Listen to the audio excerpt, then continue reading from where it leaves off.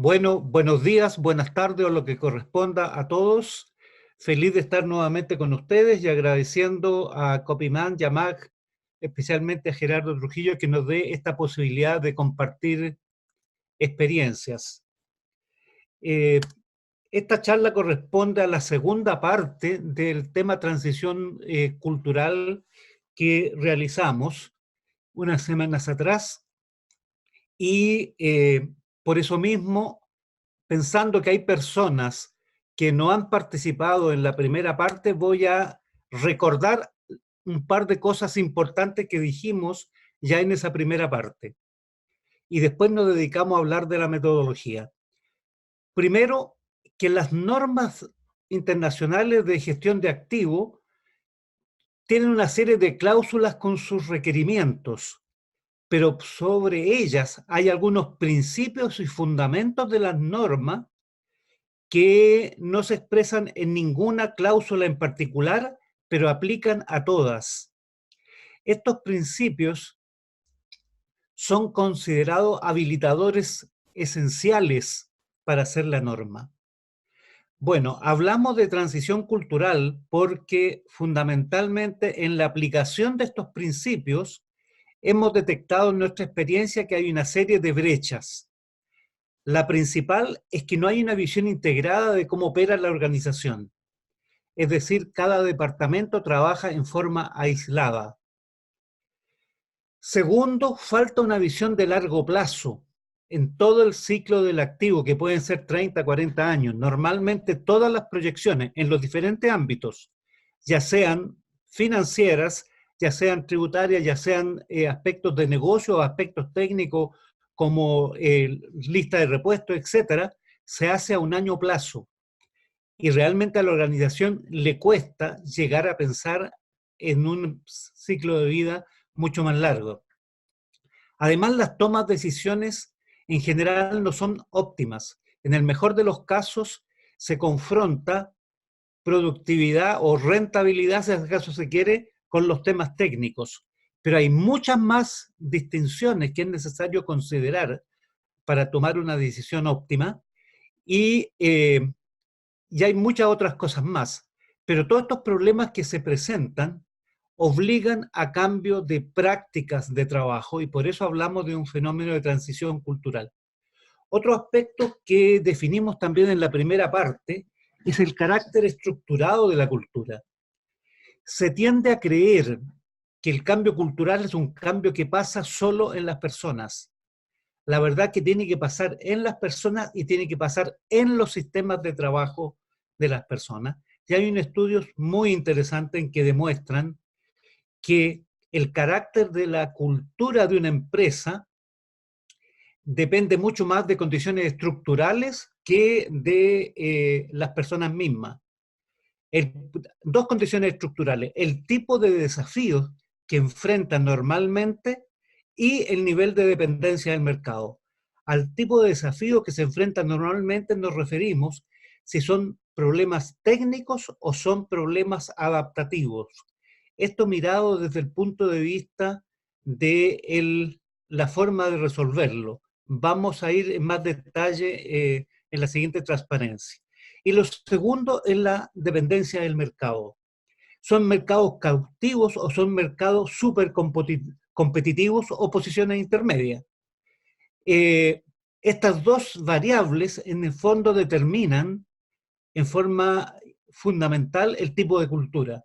Por eso, por ejemplo, que una organización, una empresa eléctrica, sea latinoamericana, europea o norteamericana, tiende a tener como rasgos básicos los mismos tipos de cultura. Y es central entenderlo porque son los desafíos los que vienen cambiando y los que están obligando a hacer este cambio de cultura. Respecto eh,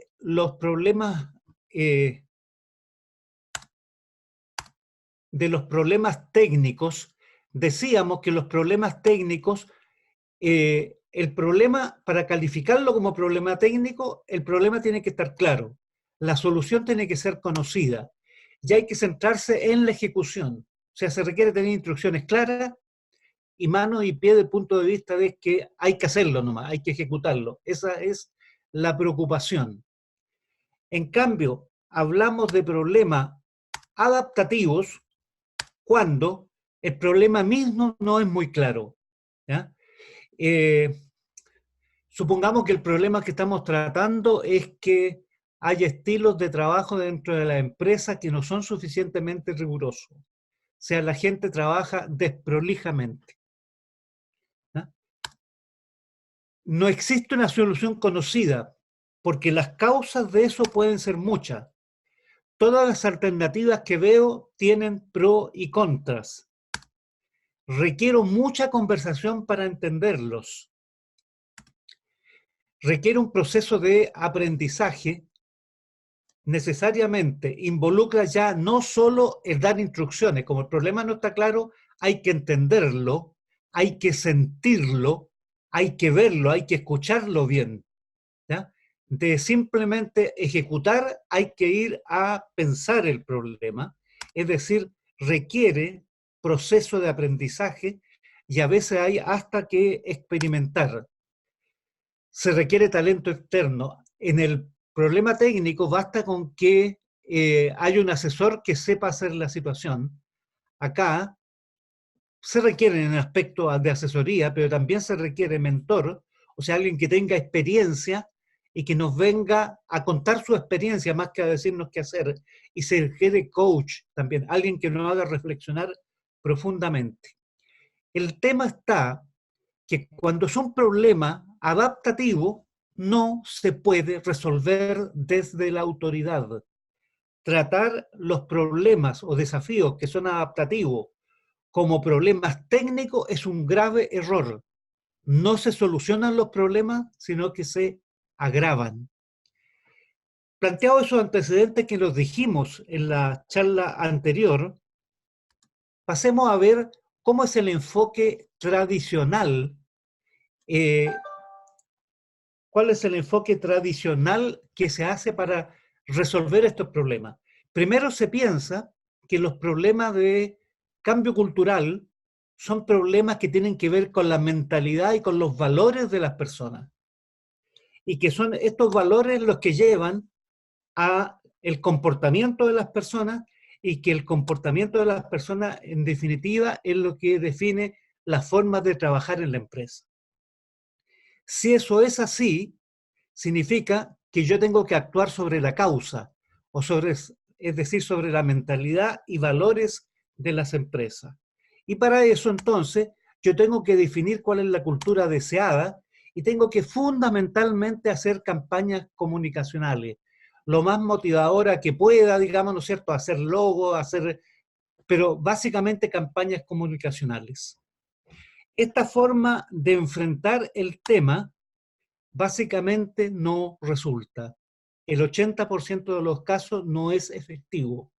Pasa la campaña comunicacional y vuelve todo a la misma situación. Esto decíamos también, apoyándolo en algo biológico que tiene fundamentalmente las siguientes causas. En ese brazo que yo tengo, si yo muevo el brazo, circula sangre, produce más células y crece el bíceps, ¿ya? Ese es el mecanismo con que opera. Pero nadie anda moviendo el brazo sin ninguna intención. Para mover el brazo tengo que tener algo que me dé sentido mover el brazo.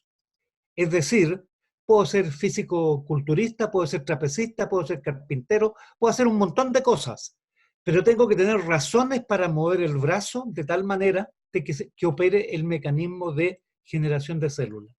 ¿Qué estoy diciendo básicamente? Los cambios son una interacción recursiva entre cambios en las personas y cambios en los sistemas de trabajo. Si se pretende cambiar solo las personas, ¿no es cierto?, no resulta. Solo los sistemas de trabajo tampoco. Tienen que hacerse en conjunto. Por eso que nosotros proponemos que la forma de acercarnos al tema es diferente. Hay que partir cambiando los sistemas de trabajo para que se empiece a producir cambios de comportamiento y los cambios de comportamiento al final produzcan cambio de mentalidad y valores. ¿Qué estamos diciendo? Que las palancas de cambio están ahí. Hay que generar sistemas. Si yo quiero que se produzca una visión integrada, tengo que llevar a la empresa a trabajar en forma integrada.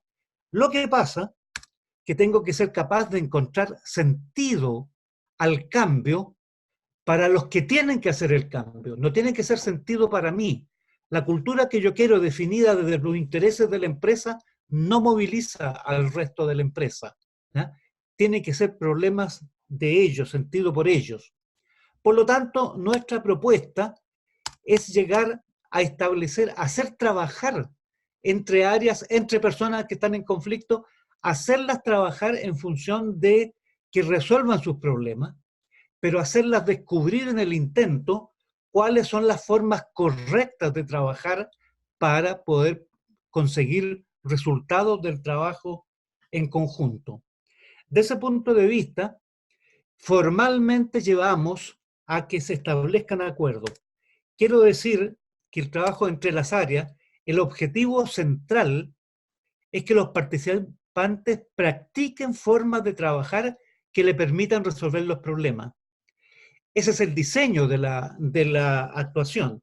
Ellos se acercan porque les interesa resolver los problemas, pero lo que estamos presentando en esa imagen es decir, yo no saco nada frente a problemas adaptativos, quebrarme la cabeza pensando solo cómo resolverlo. Aunque sea el jefe, aunque sea el gerente, tengo que trabajar en equipo y ser capaz de escuchar a todos los demás. Entonces, para que eso pase, se definen duplas de trabajo. Insisto, áreas, personas, pero son entidades en conflicto. Gerencias. Estas duplas enfrentan los problemas que tienen el trabajo en común para resolver esos problemas reales, pero el resolver estos problemas reales les da sentido. En forma práctica, ¿qué significa hacer un protocolo? Primero, básicamente, es un tema relacional. Hay dos personas o dos entidades que tienen problemas y que lo que tienen que hacer es declarar sus problemas a enfrentar. Tienen que ponerse de acuerdo cuáles son los problemas que ellos quieren resolver. Después de eso, hay que adoptar acuerdos, hay que analizarlo y adoptar acuerdos, cómo resolverlos. Después hay que establecer planes de acciones necesarios a realizar para que la solución se ejecute. Hay que estimar el impacto antes de echarlo a andar, a ver si la solución, ¿no es cierto?, es rentable o no es rentable. Y finalmente firmar un protocolo formal. Ahora, esta es la parte técnica de hacer el protocolo. La parte adaptativa es cómo consigo que trabajen, que discutan, que se escuchen y que aprendan de común acuerdo para que esto resulte. Si no, no va a resultar. Por lo tanto, hay una serie de actividades complementarias. Primero, ese es que es el bloque técnico de cómo se llega a un protocolo de integración de trabajo entre las áreas. Es un trabajo que tiene que ser supervisado permanentemente. El señor de la lupa ahí representa prácticamente el papel de un coach, en que lo está haciendo reflexionar por qué no se están entendiendo, si se están escuchando, etc. Pero también tiene que desdoblarse este personaje en el papel de mentor, es decir, de alguien que cuenta su experiencia para ver qué se puede copiar de ella, no solo reflexionar. Y para que esto funcione, también está la etapa del consultor, del que sabe, en el cual el comienzo tienen que pasarse unos tests para ver cuáles son las formas de trabajar que se están haciendo mal, y tiene que hacerse un taller de formación de los participantes para prepararlos a participar en esta experiencia. Se desarrolla toda la experiencia y después de eso se termina volviendo a aplicar el mismo test sobre las formas de trabajar para ver qué cambio se ha realizado. Y finalmente se hace un taller de cierre con conclusiones. ¿Cuál fue la experiencia? ¿Qué fue lo que aprendieron? ¿Cuáles fueron las prácticas que dieron resultados para trabajar en equipo, en conjunto y llegar a ser productivo? Esa última parte requiere de todo el apoyo de coach, consultor, mentor y todas las cosas juntas para llegar a sacar conclusiones. Al enfrentar esto, hay conversaciones difíciles necesariamente, no estamos acostumbrados a decirnos las cosas directamente, y estas conversaciones difíciles hay varias formas de enfrentarlas, por lo menos 4 podemos decir esquemáticamente, 3 son erróneas y hay una sola que sirve. La primera es la que se dicen las cosas políticamente correctas. Es decir, ¿qué es lo que estoy haciendo ahí? Evitar problemas. No quiero problemas, a pesar de que no me interesa para nada cambiar las cosas. Digo lo que el otro quiere escuchar y punto. La segunda, muy común, la guerra de trincheras. Llego a pelear con el otro, ni siquiera escucho los argumentos del otro, sino que se los tiro a la cara. La ventaja que tiene esta forma de hacerlo es que realmente la gente tiene interés en que se produzcan cambios, que se resuelvan los problemas, pero lo está haciendo de una manera que produce más conflicto del que hay y no va a lograr ningún cambio. La tercera es la diplomática. Lo queremos decir lo siguiente, las cosas se presentan, se dicen, pero se dicen tan suave que todo el mundo está de acuerdo y no pasa nada, no hay ningún cambio, nos despedimos todos felices y la verdad es que no tuvo productividad. Por lo tanto, lo que estamos diciendo es que la única forma de enfrentar estas conversaciones difíciles es la que se llaman las generativas. Es decir, uno, se dicen las cosas por su nombre, claramente, sin sacarle el quite a los problemas, sin miedo al conflicto, pero desde una actitud emocional muy positiva, muy dispuesta a escuchar, muy dispuesta a entender los problemas del otro. Yo no voy a conseguir nunca resolver mis problemas si no estoy dispuesto a ayudarle a resolver también el problema del otro. Ahora, el hacer eso requiere de tener competencias relacionales, en las genéricas que se llama, y que básicamente podría ser saber escuchar en forma activa, no solo el mensaje que me está diciendo, saber escuchar desde qué emoción se está hablando, saber ver qué me dice el lenguaje corporal del otro, si está nervioso, si está frustrado, qué. Segundo, saber generar ambientes emocionales productivos, no dejar que la conversación se transforme en una conversación complicada, difícil, inmediatamente retroceder, buscar siempre que haya un ambiente positivo. Saber establecer y administrar compromisos en forma impecable.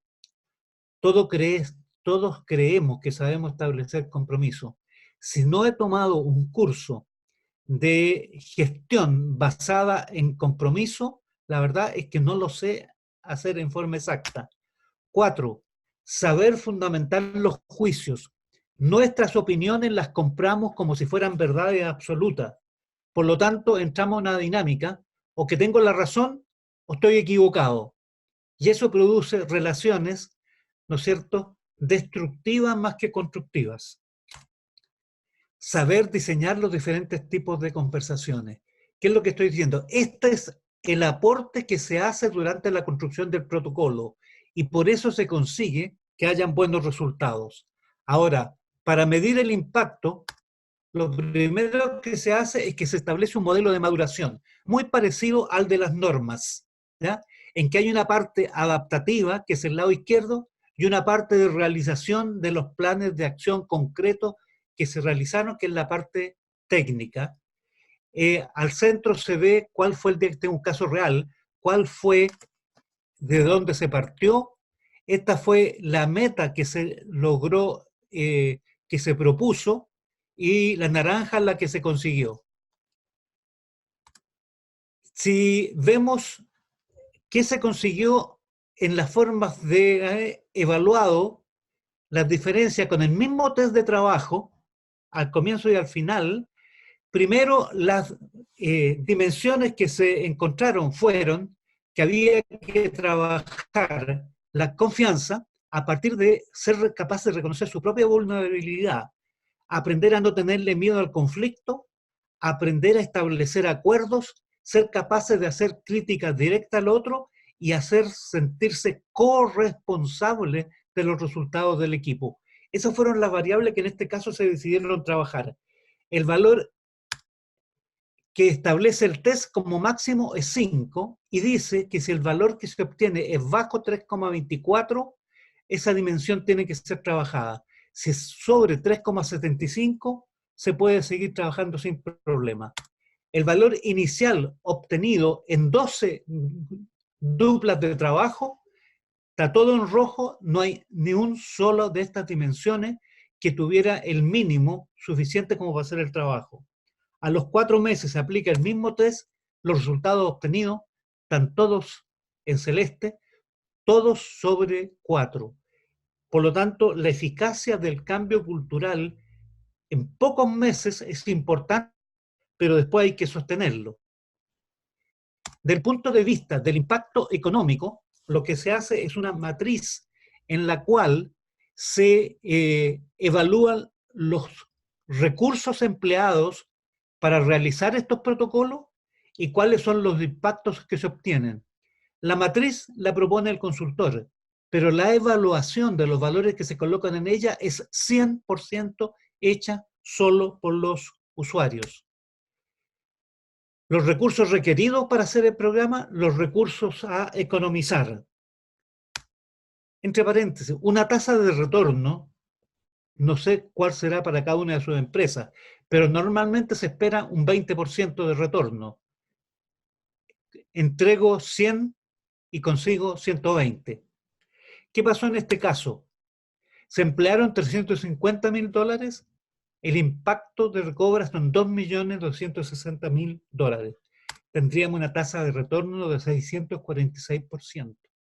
Es increíble.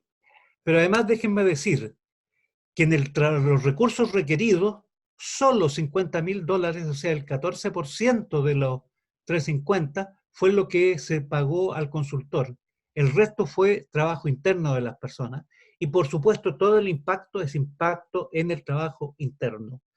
Esto nos permite afirmar efectivamente que una metodología como la de este caso, el cambio es efectivo, es práctico y simple de aplicar, no digo de diseñar, pero de aplicar. Se corren unos test, se hacen ciertas cosas, ciertas reuniones de trabajo, y es extremadamente rentable. Naturalmente, este trabajo está en el seno de un proyecto de gestión de activos, pero perfectamente podría ser aplicado sin que existiera ese proyecto. Les doy las gracias. Quedan unos minutos a ver si hay alguna consulta. Claudia, no sé si tú la recibes porque las demás personas tienen el micrófono cerrado y me haces ver si queda alguna consulta pendiente. De mi parte, nada más agradecerte. Muy buena tu presentación. Muchas gracias. Gracias. Gracias, Gerardo. Ingeniero, si hay algunas preguntas en el chat y algunos comentarios, entonces si pudiera abrir el chat, ahí hay algunas dudas. Ya, déjame ver dónde abro el chat. En la barra inferior, a un lado de compartir, ahí dice chat. Sí, lo que pasa es que estoy viendo mi presentación. Voy a salir de ella y ver. No encuentro la.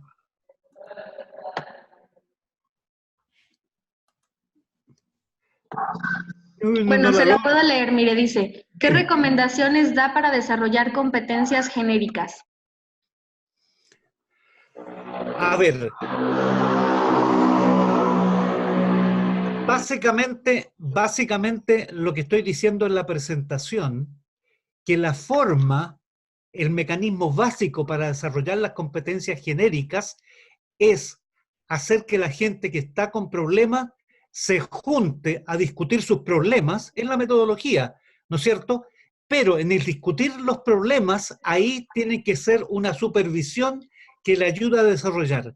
Alguien está discutiendo, Pedro con José, y Pedro dice algo, José responde, y entra el coach y le dice, espérate un poquito, José, ¿qué escuchaste que dijo Pedro?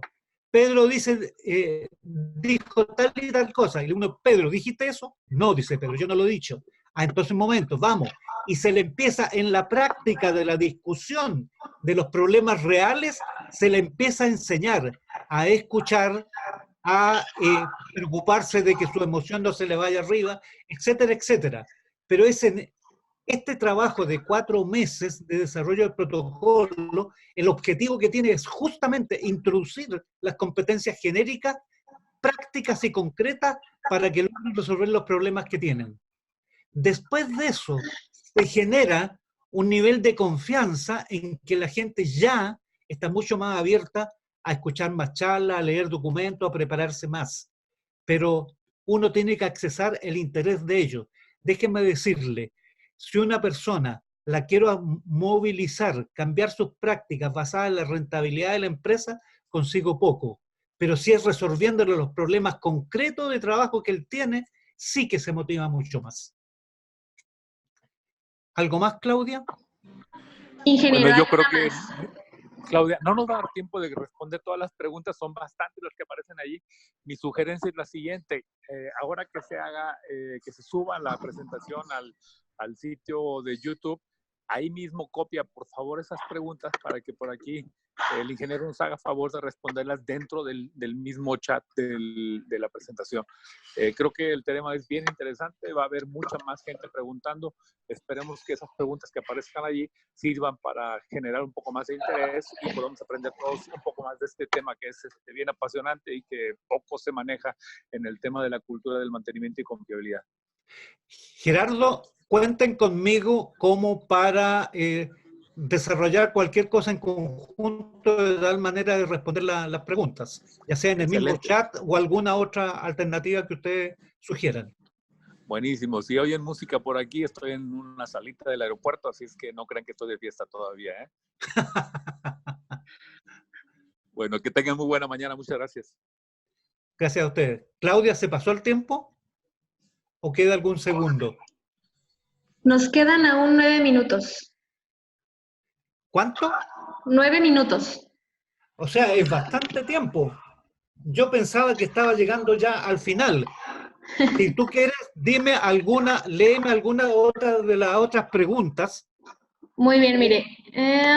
¿Dónde podemos encontrar la definición de las variables y las escalas del impacto cultural? A ver, lo que pasa es que yo dije, básicamente hay que medir las formas de trabajar. Entonces, hay varios test internacionales para medir prácticas de trabajo, ¿ya? Y uno tiene que buscar cuál es el más adecuado para medirla, las condiciones que tiene que ocupar el mismo, tanto al comienzo del trabajo como al final. Debo decir también que la experiencia nuestra es desarrollar este tipo de cosas dentro de los proyectos de gestión de activos que hemos hecho con The Goose House Partnership Limited. Esto significa que cuando yo empiezo a operar con esta metodología, en los casos ya tengo un diagnóstico cultural a fondo hecho con la empresa con la cual voy a trabajar. Y eso es algo que me ha facilitado extraordinariamente saber cómo operar para poder medir estas cosas. Si este proyecto se hiciera solo, naturalmente, la etapa de diagnóstico cultural inicial, tengo que desarrollarlo bastante más. Una etapa de diagnóstico cultural dura 3 semanas. Se trabaja con 40, con 50 ejecutivos, se trabaja con grupos de trabajo, etcétera, ¿ya? De un proyecto de gestión de activos estoy hablando. La gracia es que yo hasta ahora, en todos los proyectos que lo he aplicado, he contado con ese diagnóstico, además desarrollado por mí mismo con mi equipo de trabajo, ¿ya? Entonces, si esto se aplicara solo, naturalmente requiere mayor énfasis en el diagnóstico, pero la única condición es que yo los instrumentos que use en el diagnóstico inicial tengo que ser exactamente los mismos instrumentos que ocupe en el diagnóstico después. ¿Qué más, Claudita? Permítanme un segundo.